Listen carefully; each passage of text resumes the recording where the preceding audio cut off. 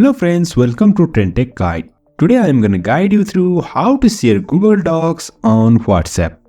So let's start. First of all, you can see here I am here in Chrome browser. Now I'll go to docs.google.com and you can see here are my several documents. I'll go with this one.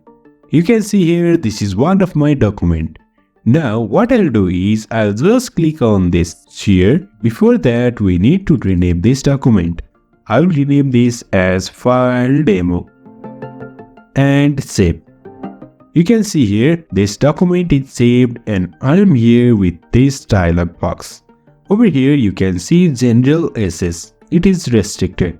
Click on this and choose anyone with the link. And you can now change the viewership from here as viewer, commenter or editor. For now I'll keep it to viewer. And click on this copy link, then done. Now go to web.whatsapp.com. You can see here I am here in WhatsApp. Choose the one to whom you want to share this and just Ctrl and V and hit enter. Also you can right click and just paste and send. In this way we can share Google Docs documents on WhatsApp. So if you find this helpful, don't forget to subscribe. Have a good time